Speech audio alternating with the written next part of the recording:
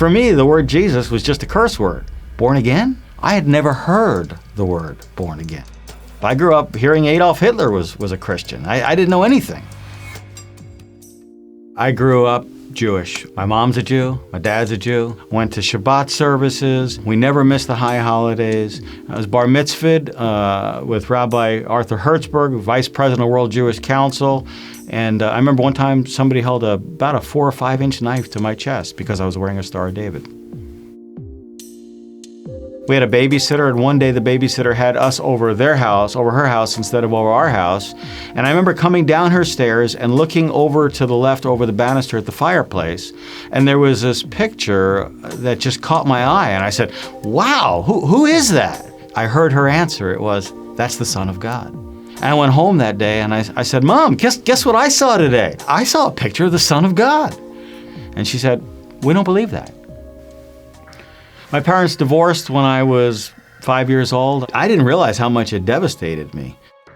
It just created like a bunch of fissures and brokenness down in my heart. And before long, as I got older, I started to fall into drugs and other kinds of bad behavior.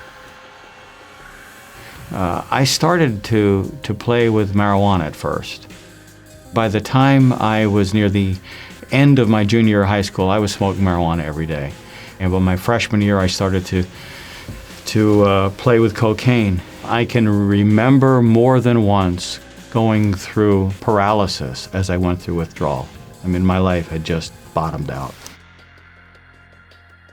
Greg, why don't you join the Air Force? It'll make a man out of you.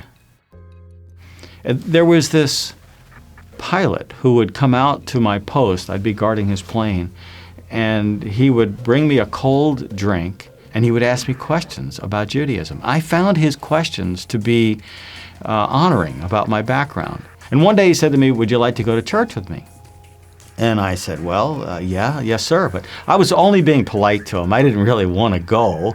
But one Sunday night, he came by my room in the barracks, and he says, well, you ready to go? We got there a few minutes late. We're seated way up in the balcony in the back, and this woman who's old enough to be my mother comes up to me and she hugs me. What is going on here? It was like my eyes opened somehow, and I could see this woman loved me. Whatever it is these people have, I can see it's real.